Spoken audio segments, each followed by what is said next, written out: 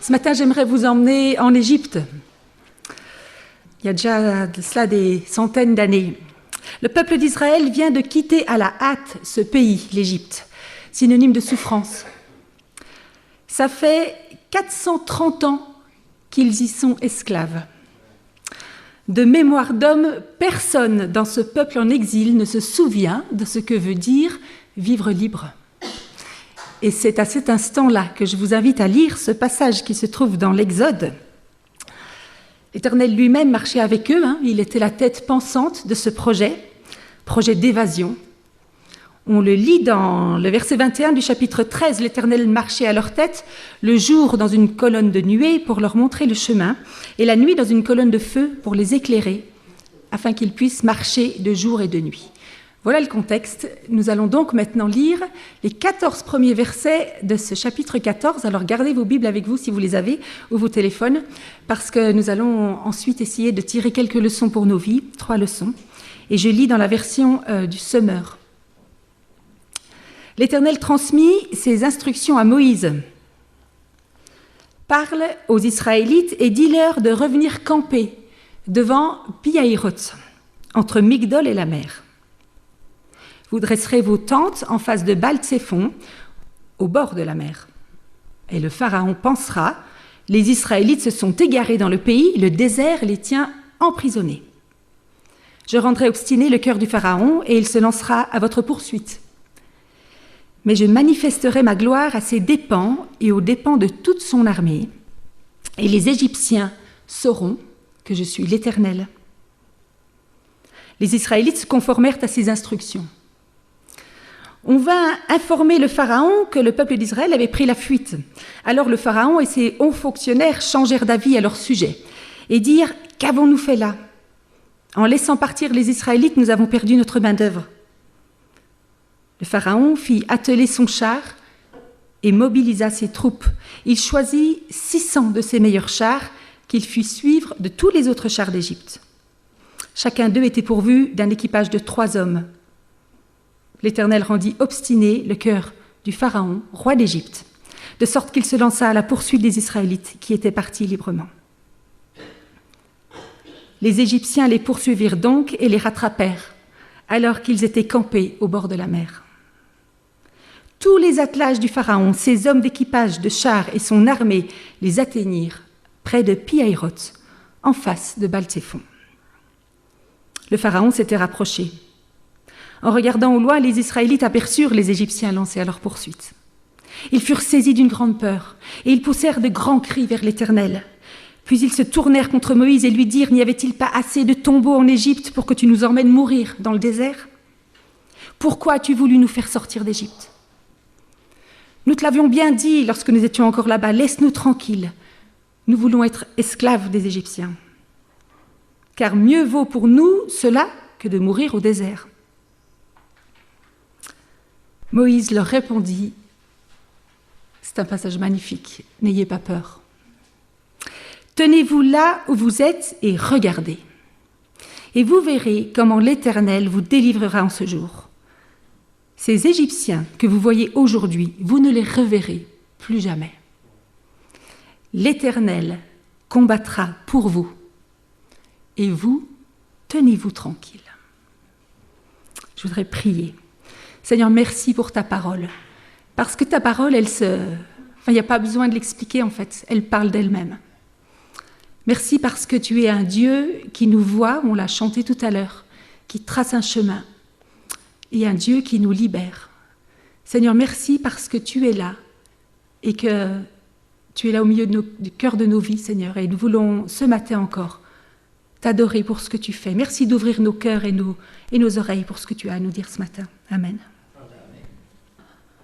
Les épreuves font partie de la vie. Elles sont nombreuses, elles sont très diverses. Et celle que j'aimerais évoquer ce matin, c'est l'épreuve de l'impasse, le cul-de-sac. Vous savez, ces routes sans issue qu'on prend parfois en voiture et on ne sait pas trop comment s'en sortir. On se retrouve parfois bloqué.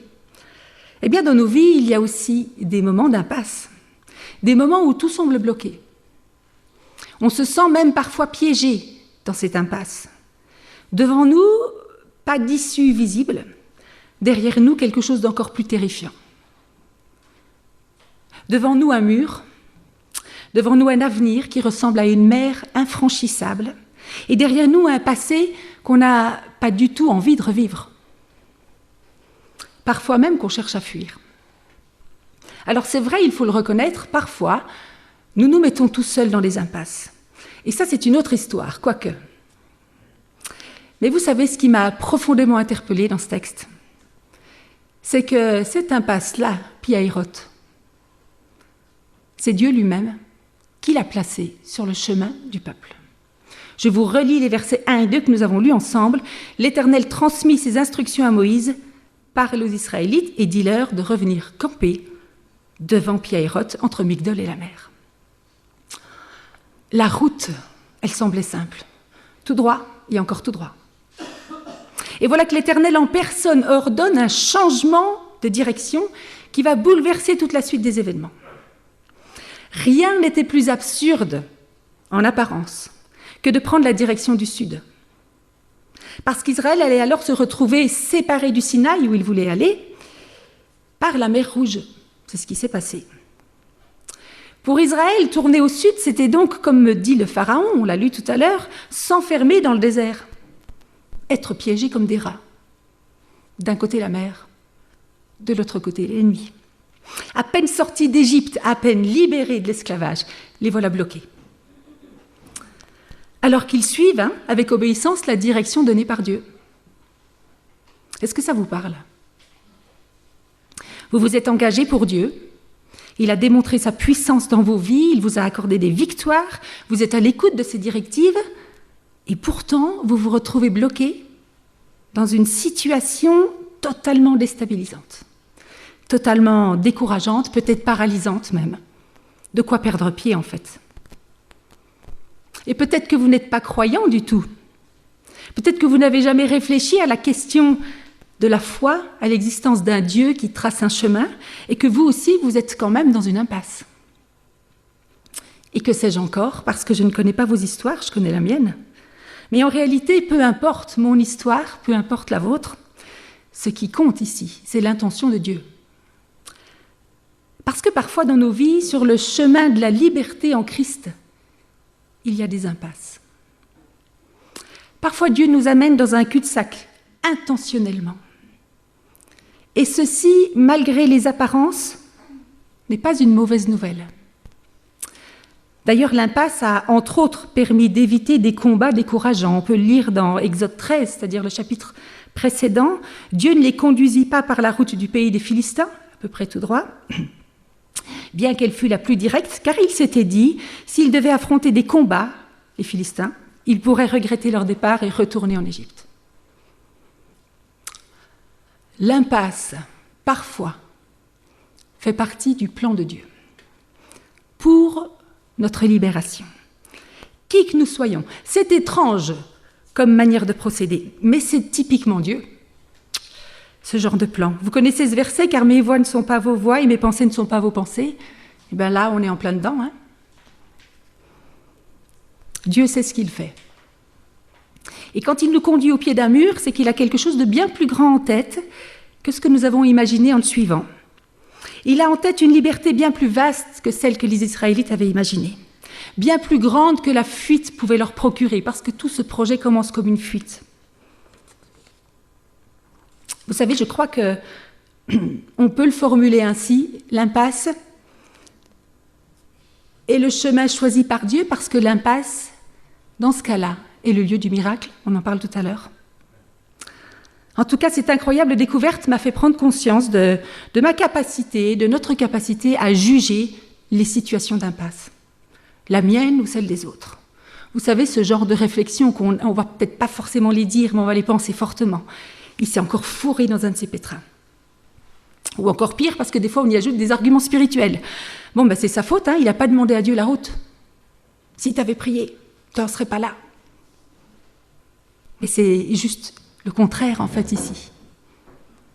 C'est tellement pas le cas. Nous jugeons des fois tellement rapidement. C'est ce que le peuple va faire avec Moïse. Pourquoi tu nous as emmenés ici? On était bien mieux esclaves. Alors ma prière, et c'était la première chose que je voulais vous partager, c'est que nous ne soyons pas trop rapides de la gâchette quand quelqu'un est dans une impasse. Et que nous prions, si c'est notre cas, que nous puissions prier que Dieu nous montre si cette impasse, c'est lui qui l'a placée. Et que nous puissions prier avec nos frères et sœurs qui sont dans des impasses pour que nous sachions si elle fait partie du chemin choisi par Dieu. C'est vraiment la première chose qui m'a profondément touchée. Et le deuxième encouragement que je voulais vous partager est le suivant. Dans cette impasse, Dieu nous voit. On l'a chanté tout à l'heure plusieurs fois. Mais le Dieu de la Bible est un Dieu qui s'intéresse à l'homme.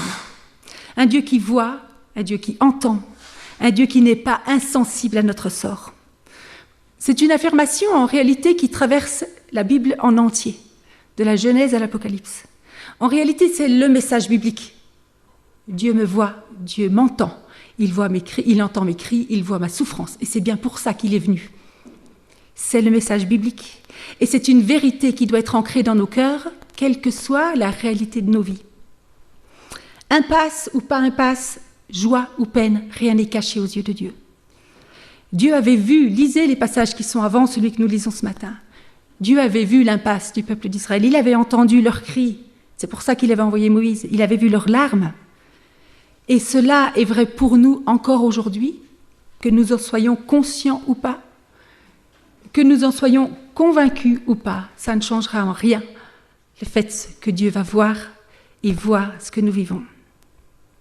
Ça m'a fait penser à une femme dont l'histoire est racontée en Genèse, une femme totalement étrangère au peuple d'Israël, elle est esclave égyptienne, elle s'appelle Agar.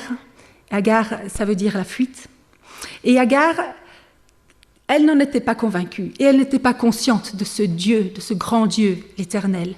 Et pourtant, elle va faire une incroyable découverte de ce Dieu qui la voit et elle va lui donner un nom. Et elle va l'appeler Ata El Roi. Tu es ce Dieu qui me voit. C'était quelqu'un absolument pas du peuple d'Israël. Et elle va découvrir que Dieu s'intéresse à sa détresse. C'est toi, le Dieu qui me voit et que je vois. C'est un beau nom, hein? Et Dieu a plusieurs noms. Tu es le Dieu qui me voit. Tu es le Dieu qui m'entend. Tu es le Dieu qui me donne la paix. Tu es le Dieu qui me libère. Tu es le Dieu qui me délivre. Tu es le Dieu qui m'accompagne. Je ne sais pas quel est le nom de Dieu qui pour vous aujourd'hui compte. Je sais qu'à cet instant-là, ce qui comptait pour ce peuple, c'était de savoir qu'il y avait un Dieu qui voyait et qui entendait. Quel nom de Dieu êtes-vous en train d'apprendre en tant qu'Église? Quel nom de Dieu êtes-vous en train d'apprendre en tant qu'individu, en tant que famille? Tu es le Dieu qui m'entend. Tu es le Dieu qui a une solution. Tu es le Dieu qui ne m'abandonnera pas. Tu es le Dieu qui donne la joie. Et ma prière, c'est vraiment que chacun de nous puissions donner un nom à Dieu en fonction de notre histoire de vie. On va en découvrir tout au long de la vie, et je crois qu'il y a des étapes comme ça. En tout cas, ce matin, c'était cette étape-là dont je voulais parler. Dieu est un Dieu qui voit et qui entend nos impasses et nos détresses. Et ça, que vous en soyez convaincus ou pas, en fait. Mais il y a autre chose que Dieu voit et que j'aimerais rappeler ici. C'est qu'en réalité, Dieu ne voit pas que l'impasse, il voit le puzzle en entier. Et nous, on a tellement le nez dans le guidon parfois qu'on ne voit que l'impasse. Mais Dieu voit le puzzle en entier, il est capable de zoomer et de dézoomer en même temps. Il a la vision détaillée et la vision globale. Il voit plus grand que nous. Je ne sais pas si vous connaissez ce livre, La tempête passe, de Darja Raishor, mais voici ce qu'il dit, cet auteur. Il dit « Nous voyons une partie du puzzle de nos vies. Dieu voit le tableau. » Pour moi, c'est un encouragement supplémentaire. Dieu ne voit pas que mon impasse, Dieu a une vision globale de ma vie. Il sait que l'impasse n'est pas la fin de l'histoire, et moi je ne le sais pas. Il voit le tableau. Je ne sais pas si vous avez déjà vu des personnes faire ce qu'on appelle du live painting, et vous allez voir que l'artiste est en train de peindre, et nous on ne comprend rien du tout à ce qu'il peint, jusqu'au dernier moment où, par exemple, le tableau est retourné, et là l'image apparaît. Mais Dieu fait ça avec nos vies. Il sait ce qu'il fait. Pourquoi tel coup de pinceau est à tel endroit, et nous, on ne voit absolument pas la vision globale du tableau avant la fin. L'artiste, c'est Dieu, l'artiste de nos vies. Et il sait exactement ce qu'il fait avec nous. Alors pour toutes ces raisons, l'impasse fait partie du plan. Dieu voit mes pleurs dans l'impasse. Dieu voit l'histoire de ma vie en entier. Je voudrais vous inviter ce matin à faire confiance à Dieu et à accepter son conseil, bien qu'il soit particulièrement déroutant, je dois dire. Exode 14, 13, n'ayez pas peur, tenez là où vous êtes et regardez. Je ne sais pas si c'est quelque chose qui est facile à faire pour vous. Pour moi, ça ne l'est pas. D'autres traductions proposent, je ne sais pas ce que vous avez dans vos Bibles, restez tranquille, restez en place, résistez, tenez bon, arrêtez-vous là.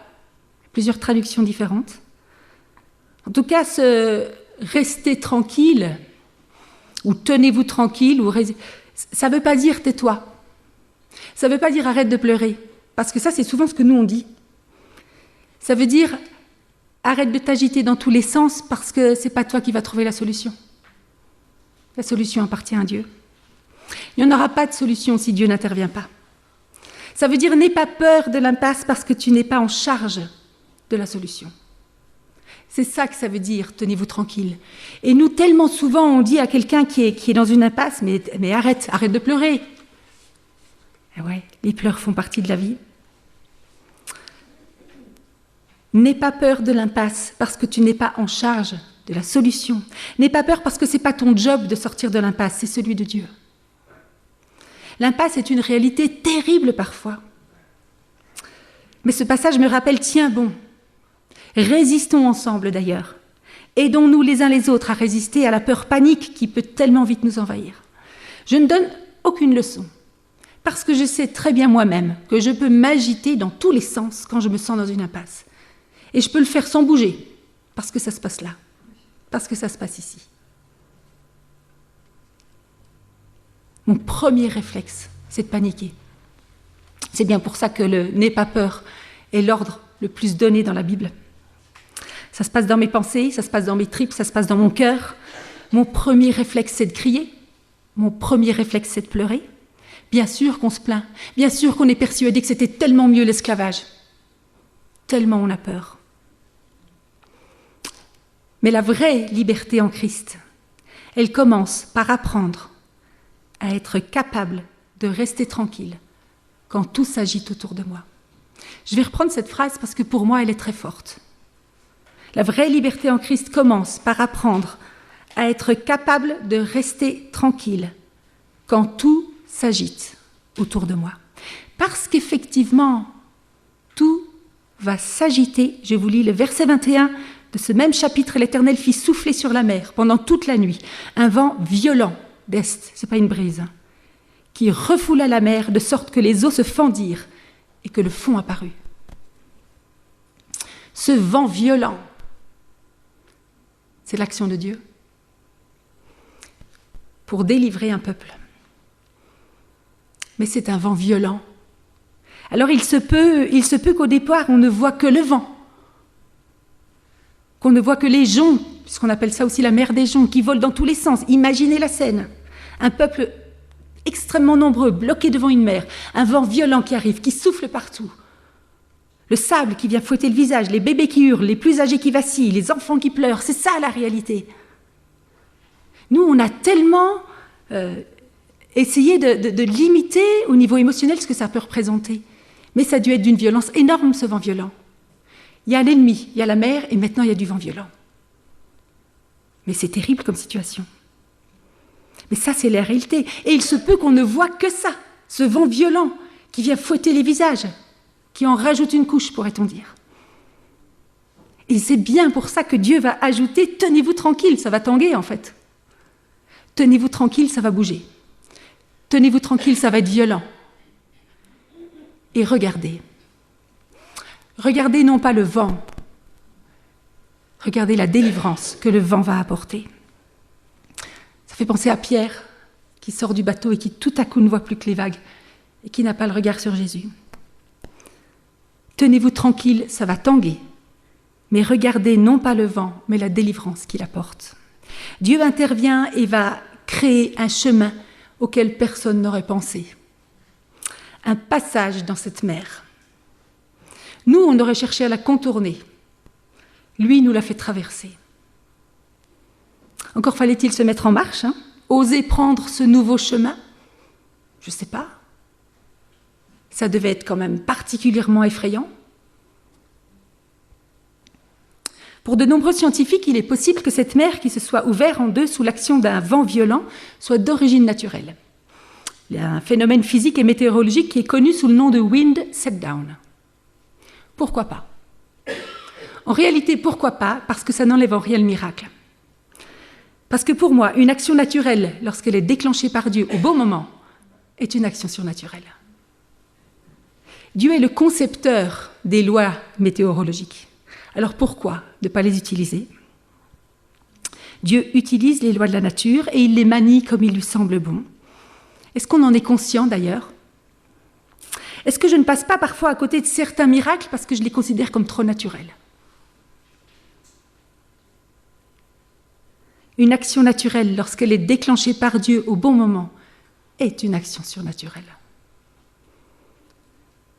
Vous savez, de toute façon, je crois que le vrai miracle, ce n'est pas la mer qui se fend en deux. Le vrai miracle, c'est la mer qui se referme sur l'ennemi. Il est là, le vrai miracle.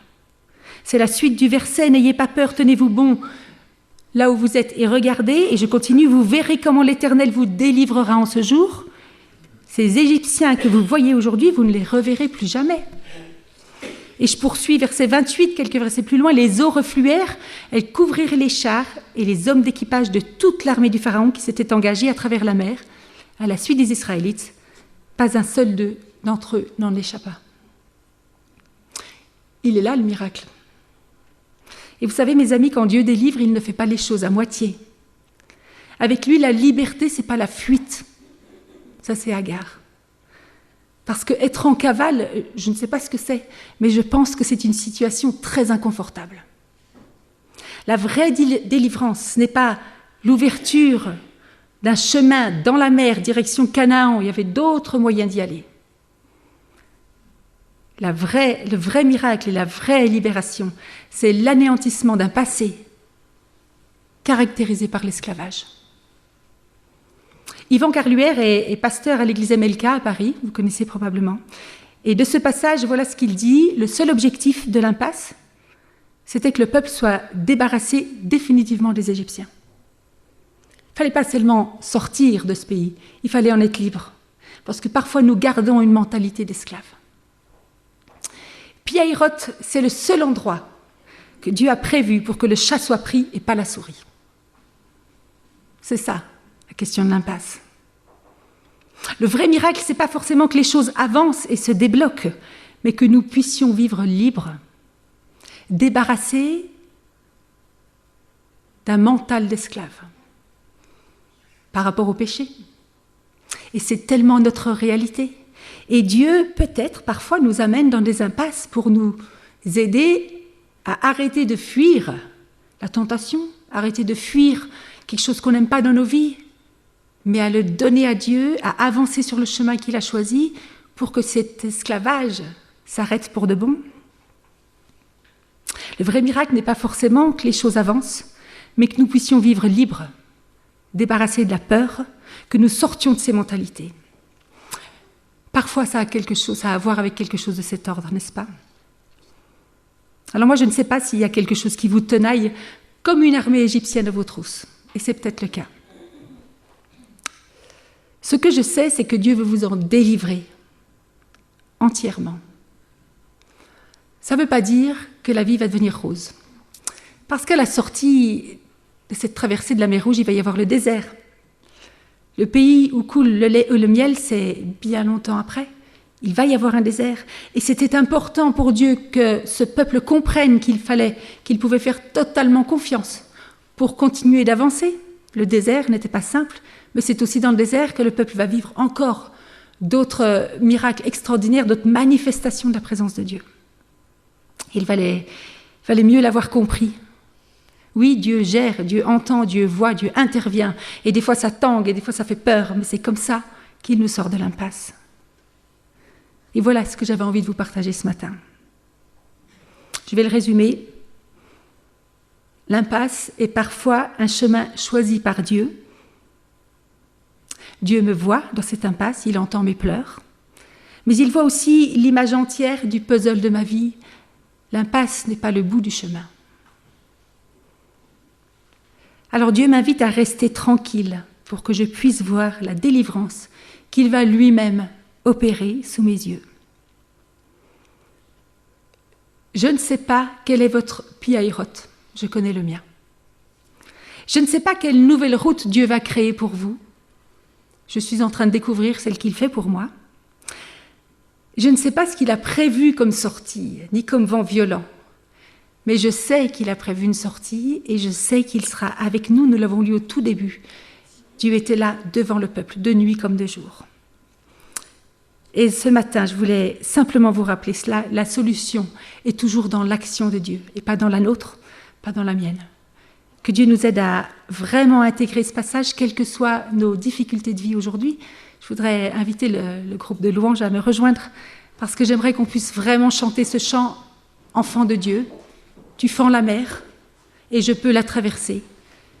Je ne suis plus esclave de la peur, je suis enfant de Dieu. Amen.